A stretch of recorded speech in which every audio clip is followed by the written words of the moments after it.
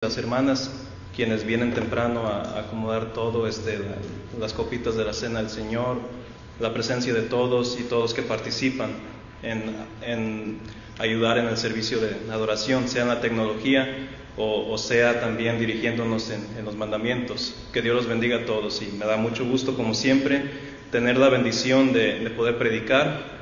El protagonista siempre en cada elemento de la adoración es la Biblia, las Sagradas Escrituras. No se trata de uno, no se trata del individuo, se trata todo totalmente de Dios. Coram Deo, todo para gloria de Dios.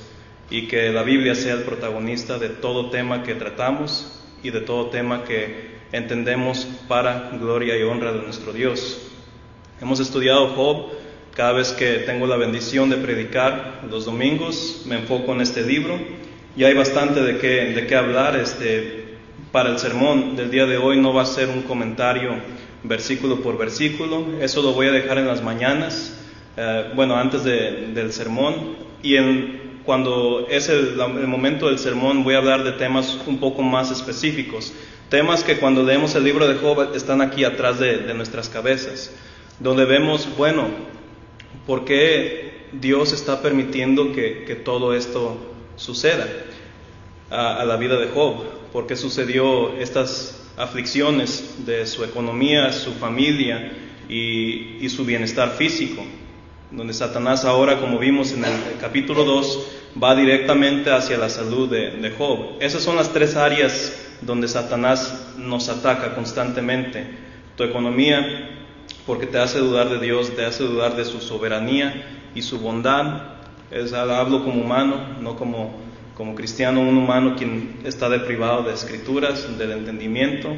Va en contra de nuestras familias, donde más sufrimos cuando vemos a un familiar querido que sufre o que pasa por algo difícil. Y por supuesto, uno tiende, humanamente hablando, a cuestionar la soberanía de Dios cuando por supuesto nuestra salud está en riesgo, que estamos al borde de la muerte o pasando por algo que se siente francamente eterno.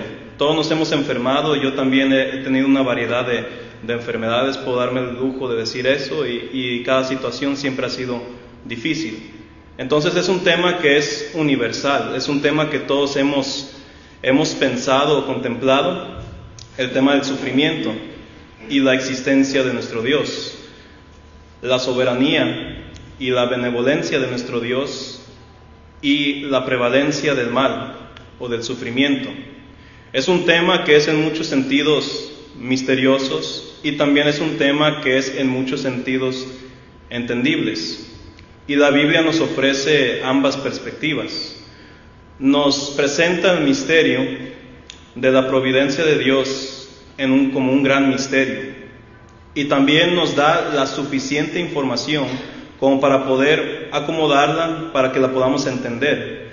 Es un tema súper complejo, pero si Dios nos permite vamos a ir paso por paso, y el día de hoy vamos a tomar ciertos pasitos para poder asimilar este gran tema que, como dije, frena nuestra teología, frena nuestra habilidad de teologizar, para así poder no solamente continuar en nuestra vida cristiana, sino también continuar en nuestro discernimiento del libro de Job.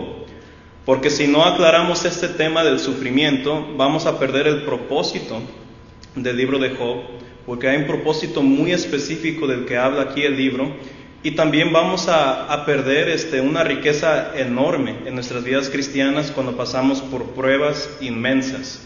Y y para aclarar, le voy a dar un descanso al hermano César y a la hermana Brenda. Yo creo que con el bosquejo que tendremos en el PowerPoint, creo que será mejor tenerlo en vez de transmitirlo en versículos, y les voy a invitar a que me acompañen con sus propias Biblias. Así dará un poco más de sentido, ustedes pueden ver la información en la pantalla, los puntos que tendré, y así será un poco más claro en mi opinión.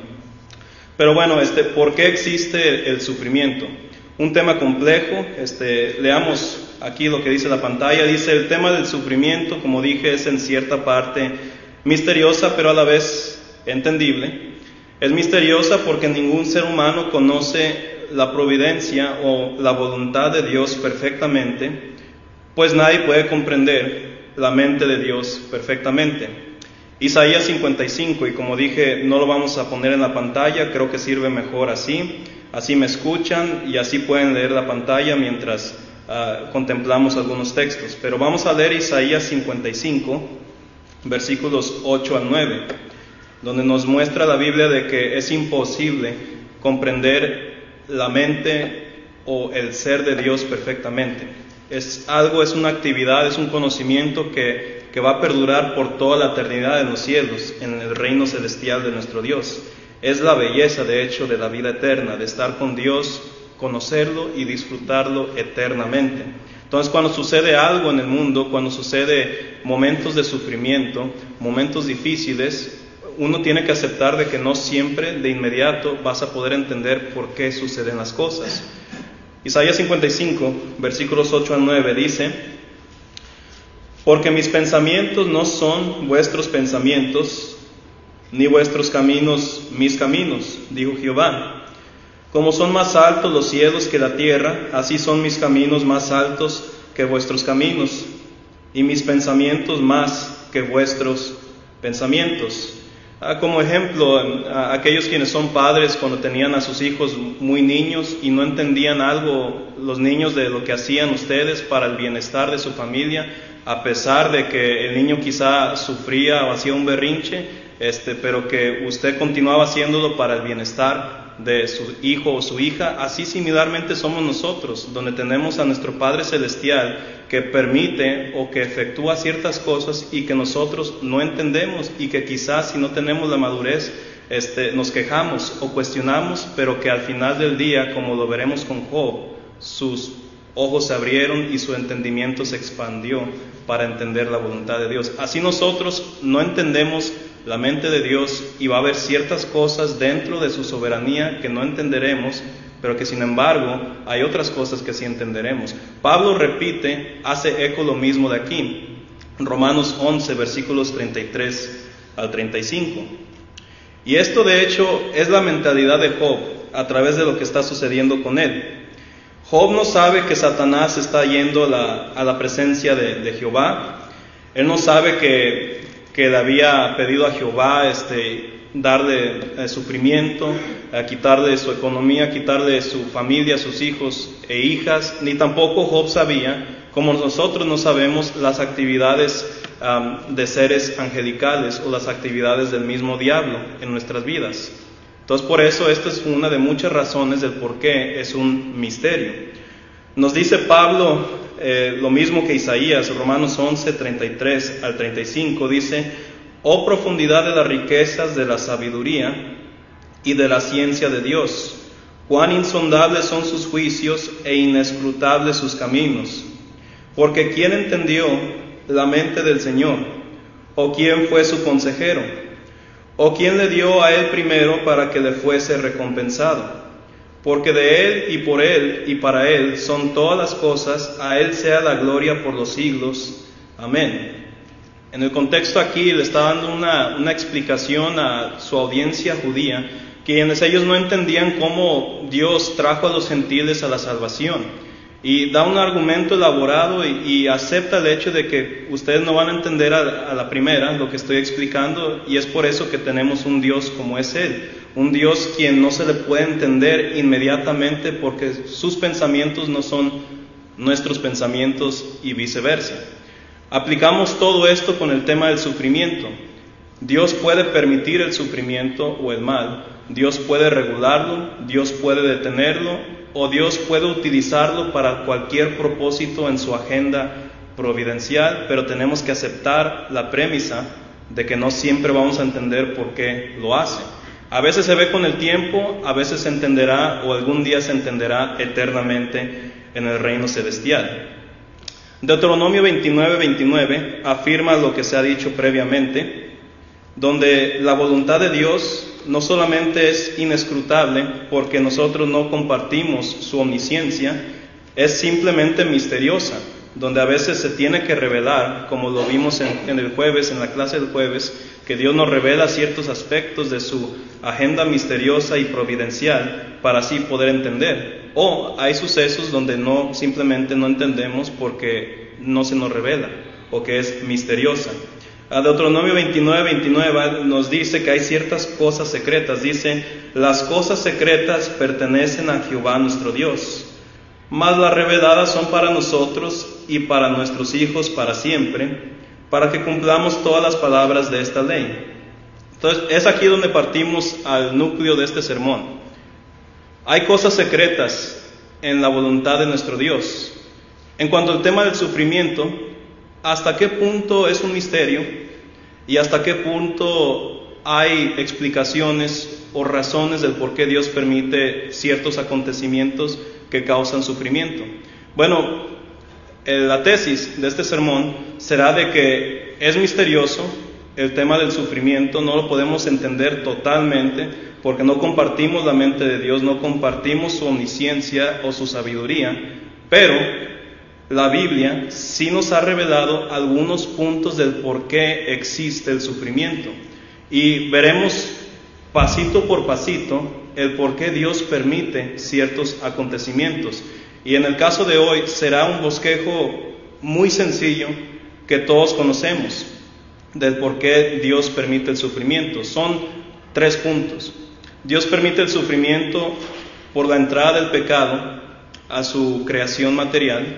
Dios permite el sufrimiento por el pecado personal que cometemos y Dios permite el sufrimiento por el pecado ajeno. Es algo que creo que todos entendemos y si no lo logra comprender perfectamente, espero que el estudio de hoy revele un poco más de información para que lo asimile y para que entienda un poco más este tema grande.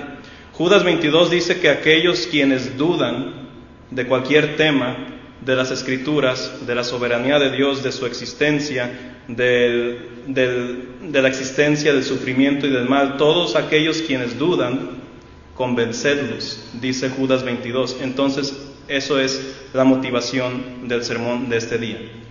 Ahora, lo primero, ¿por qué sufre el ser humano? Bueno, el primer punto es porque el origen del ser humano es el pecado mismo.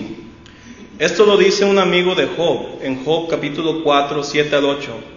Quise explicar en qué era estaban viviendo precisamente por el punto de este sermón. Estaban viviendo en la era patriarcal. Antes de la ley de Moisés, antes de que tuvieran la completividad de las Escrituras, ya para el tiempo de Job, que era muy antiguo, conocían perfectamente que el ser humano pues sufre por el pecado, que lo que siembra y lo que ciega el pecado siempre va a ser la aflicción del ser humano, físicamente y también espiritualmente, mentalmente, en todos los sentidos. Job 4, 7 al 8, veamos ese texto, Job 4, 7 al 8. Como dije, mientras leo pueden escucharme, pueden leer los puntos y así creo que será un poco más entendible el tema. Job 4, 7 al 8, dice así: recapacita ahora qué inocente se ha perdido y en dónde han sido destruidos los rectos. Como yo he visto los que harán iniquidad y siembran injuria, la ciegan. En otras palabras, unas palabras más como modernas para entenderlas, el amigo de Job le está diciendo, estás sufriendo porque tú cometiste algún pecado. Su razonamiento es erróneo en este caso porque Job, como se nos repite en el capítulo 1 y en el capítulo 2, Job no pecó, que permaneció íntegro. Pero aún así hay un cierto grado de verdad si tomas el principio del amigo de Job en un sentido universal, donde lo que ciega el pecado siempre va a ser el sufrimiento. Si no es inmediato, sí lo será con el tiempo. Siempre sucede esto, tenemos nuestro propio testimonio, cada quien tenemos un testimonio de eso y cada quien observa la historia siempre verá que el resultado del pecado es el sufrimiento y hasta el punto de la muerte. Esto es lo que sucedió en el principio. Dios le advirtió a Adán y a Eva que si ellos comían de ese fruto prohibido del árbol del conocimiento del bien y del mal, que ciertamente morirán. En otras palabras, si ustedes pecan, si ustedes me desobedecen, el resultado va a ser el sufrimiento y la muerte. Y ciertamente las condiciones de trabajo para Adán cambiaron totalmente para él y para nosotros, en que iba a sufrir, que iba a sudar, que iba ahora sí iba a batallar para ganarse el pan de cada día. Eso fue lo que resultó en su desobediencia. Y para Eva también, que ahora iba a tener dolor y sufrimiento y enemistad con su esposo, y también cuando da a luz a un hijo o a una hija. Romanos 5, 12 al 15 nos habla en general de esto, de lo que causa el pecado, de que el pecado por naturaleza es caótico, es destructivo y que ciertamente tiene mucho que ver con nuestro sufrimiento, con el sufrimiento en general de las cosas, porque desde nuestra niñez sufrimos al salir del vientre. Nadie se ríe cuando sale del vientre, todos lloramos, todos gritamos. Cuando uno es niño, uno se enferma, a veces cuando uno es niño pasa por ciertas situaciones difíciles. La vida casi es caracterizada por sufrimiento. Todo esto, el origen de esto es el pecado. A Romanos 5, versículos 12 al 15 nos dice lo siguiente. Dice: por tanto, como el pecado entró en el mundo por un hombre, y por el pecado la muerte, así la muerte pasó a todos los hombres, por cuanto todos pecaron. Pues antes de la ley había pecado en el mundo, pero donde no hay ley no se inculpa de pecado. No obstante, reinó la muerte desde Adán hasta Moisés, aun en los que no pecaron, a la manera de la transgresión de Adán, el cual es figura del que había de venir. Pero el don no fue como la transgresión, porque si por la transgresión de aquel uno murieron los muchos, abundaron mucho más para los muchos la gracia y el don de Dios por la gracia de un hombre, Jesucristo. El pecado introdujo al mundo al sufrimiento, a la entropía y la muerte. Más claramente el siguiente capítulo, el capítulo 6, 23, dice: porque la paga del pecado es muerte, mas la dádiva de Dios es vida eterna en Cristo Jesús, Señor nuestro. Después de Adán y Eva, después de que salieron del jardín del Edén, su vida fue caracterizada de sufrimiento, y las generaciones que siguieron también siguieron sufriendo. Se hicieron susceptibles a la vejez, a la enfermedad, a la aflicción física y emocional, y esto lo representa bien el predicador en Eclesiastés 12, donde dice: aprovecha los días de tu juventud porque vas a envejecer y ya como que te vas a hacer más negativo, porque vas a sentir más dolores, vas a empezar a sentir más sufrimiento, tus ojos no van a ver igual, no vas a caminar igual, etc. Todo esto lo introdujo el pecado en el principio. Claro que Dios no se goza en el sufrimiento o la muerte de aquellas personas, sean buenas o sean malas. Eso es lo que nos dice Ezequiel en el último punto. Pero sigue siendo un resultado natural que el pecado trae al mundo cuando sucedió esto de Adán y Eva. Ahora, esto es en general lo que el pecado causó en el mundo, es la directa causa del sufrimiento. Pero hablando más personalmente, la causa de nuestro sufrimiento, si somos inmensamente honestos, es por nuestra propia pecaminosidad. Hay un ejemplo muy bueno en las Escrituras, lo conocemos como el hijo pródigo. Veamos en Lucas capítulo 15, versículos 11 al 32.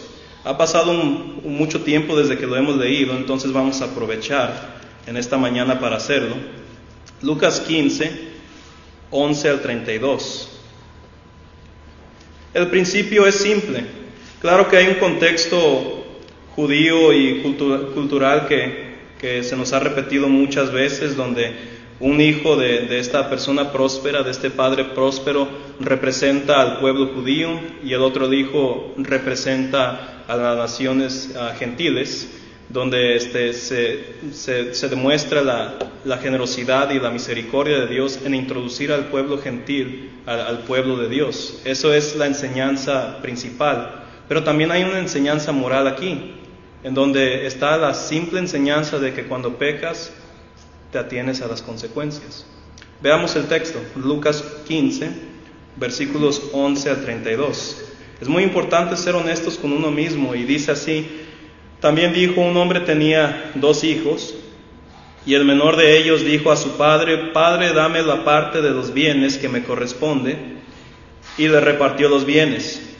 No muchos días después, juntándolo todo, dijo el menor: se fue lejos a una provincia apartada, y ahí desperdició sus bienes viviendo perdidamente. Y cuando todo lo hubo malgastado, vino un gran hambre en aquella provincia y comenzó a faltarle. Y fue y se arrimó a uno de los ciudadanos de aquella tierra, el cual le envió a su hacienda para que apacentase cerdos, y deseaba llenar su vientre de las algarrobas que comían los cerdos, pero nadie le daba. Y volviendo en sí dijo: ¿cuántos jornaleros en casa de mi padre tienen abundancia de pan, y yo aquí perezco de hambre? Me levantaré e iré a mi padre y le diré: Padre, he pecado contra el cielo y contra ti. Ya no soy digno de ser llamado tu hijo. Hazme como a uno de tus jornaleros. Y levantándose vino su padre, y cuando aún estaba lejos lo vio su padre, y fue movido a misericordia, y corrió, y se echó sobre su cuello y le besó. Y el hijo le dijo: Padre, he pecado contra el cielo y contra ti, y ya no soy digno de ser llamado tu hijo. Pero el padre dijo a sus siervos: sacad el mejor vestido y vestidle, y poned un anillo en su mano y calzado en sus pies, y traed el becerro gordo y matadlo, y comamos y hagamos fiesta. Porque mi hijo muerto era y ha revivido, se había perdido y es hallado. Y comenzaron a regocijarse. Y hasta ahí es suficiente para leerlo. El principio básico de lo que estamos hablando: si pecas, hay consecuencias. Como dije, si somos inmensamente honestos con nosotros mismos, porque este cuestionamiento, esta duda que existe en el sufrimiento, si somos honestos, si cuando nos preguntamos: Dios, ¿por qué estoy sufriendo?, debemos ser honestos. Bueno, ¿qué hice? ¿Qué consecuencias hay de mi pecado? O en plural, de mis pecados. La Biblia habla mucho sobre esto, y hay numerosas advertencias sobre la desobediencia de la ley de Dios. Este no es el caso de Job, por supuesto, porque él no pecó, pero sin embargo sí es un principio universal, en donde si tratamos de determinar esta serie de causas y eventos del por qué uno sufre, yo creo que la mayoría de veces vamos a ver de que sufrimos por el pecado, porque esto es lo que el pecado hace. El pecado es caótico. Por naturaleza, el pecado hace que te derives o te alejes de la paz de nuestro Dios. En Salmos capítulo 1 hace una comparación entre aquellos quienes siguen la voluntad de Dios y aquellos quienes se alejan de la voluntad de Dios. Aquellos quienes hacen la voluntad de Dios siempre tendrán paz, a pesar de que podrán tener en ciertos momentos aflicciones como Job, pero que siempre resultará en paz al final. Si no en esta vida, en la celestial sí lo será. Pero para aquellos quienes pecan, quienes van en este camino de destrucción, lo que segarán va a ser sufrimiento. Y lo que segarán, si no es en esta vida terrenal, por supuesto será en la vida que es después de esta. Puede ser el pecado el resultado natural de nuestro sufrimiento, puede ser una muestra del castigo de nuestro Dios, en donde Dios nos corrige. Y fíjense que hay un punto interesante aquí. Hay muchas personas en el mundo que observamos, quienes tienen una vida como Job, pero lo que hace falta en sus vidas es la integridad que él tenía. Pero los observamos y cometen un gran número de pecados y parecen que no sufren. Y uno decimos: yo quisiera estar en esa posición, cuando realmente no debemos de visualizarlo así. Hermanos, como el hijo pródigo, a veces es mejor sufrir, porque el sufrimiento Dios lo puede utilizar para llevarte al arrepentimiento. Una persona que no sufre y continúa en el pecado, que continúa en una vida sin Cristo, si no sufre, esto no garantiza una vida eterna con Dios. Esto lo vemos con el rico y Lázaro en Lucas capítulo 16, si me acompañan ahí. Lucas capítulo 16, capítulo después de lo que leímos aquí en el hijo pródigo.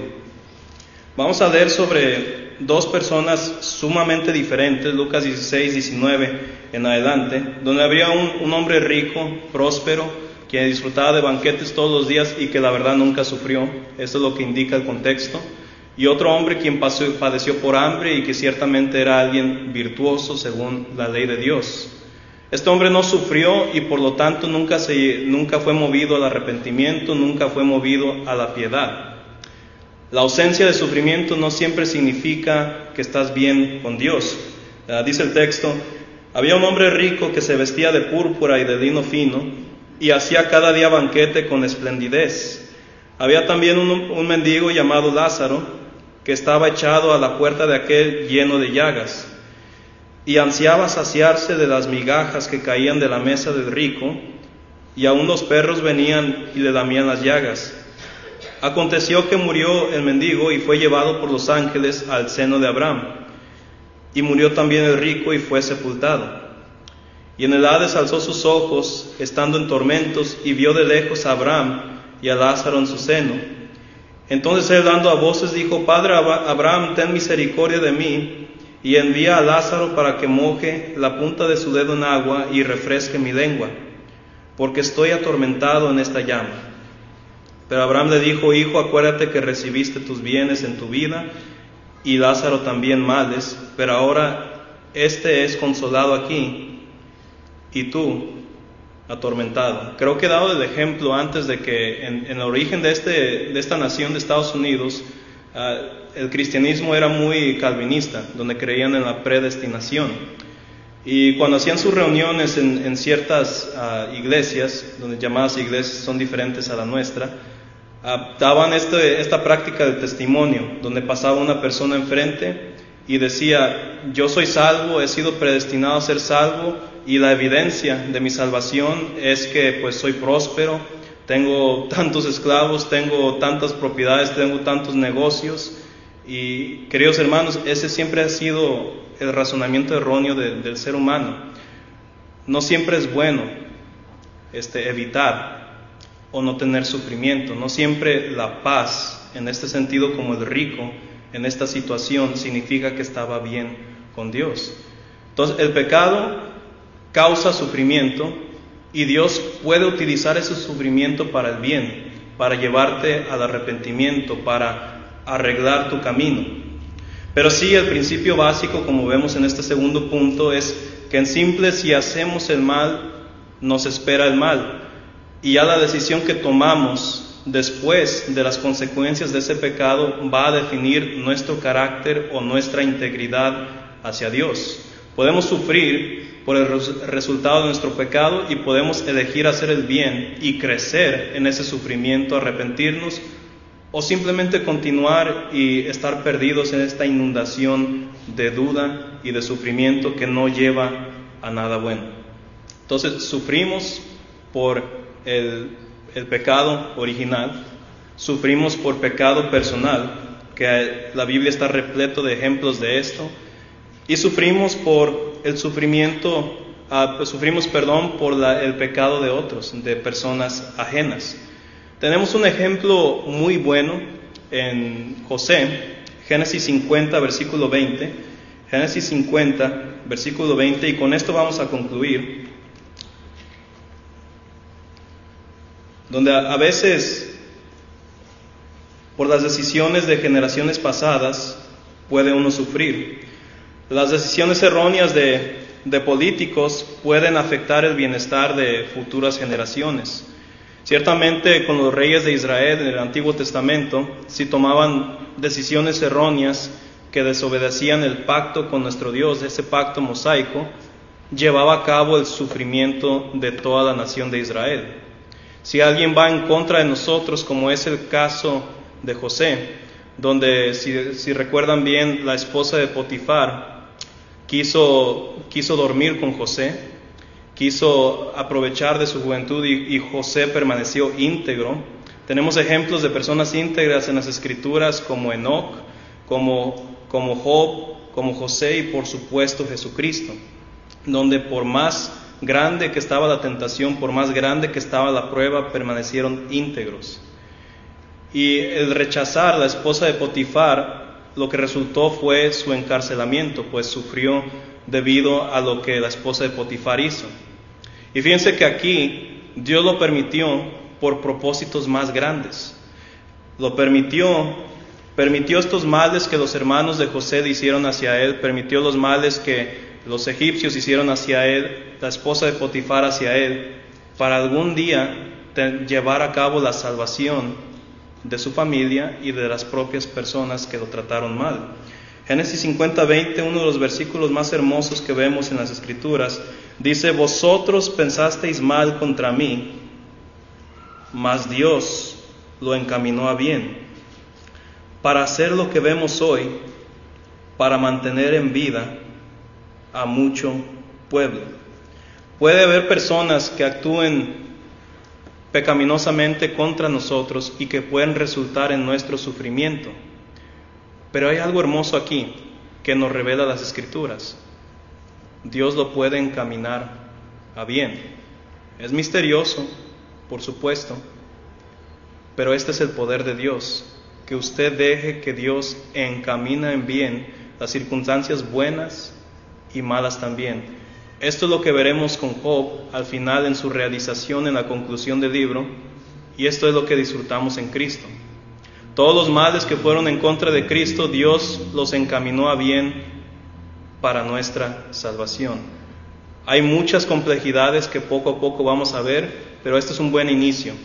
Sufrimos por el pecado, por ese pecado que fue introducido al principio. Sufrimos por el pecado personal y sufrimos también por el pecado ajeno. Pero todo esto, si podemos tener una conclusión razonable y hermosa de todo esto, es que Dios tiene el poder para encaminarlo a bien. Y veremos más complejidades de esto si Dios nos permite en el futuro. Que Dios los bendiga.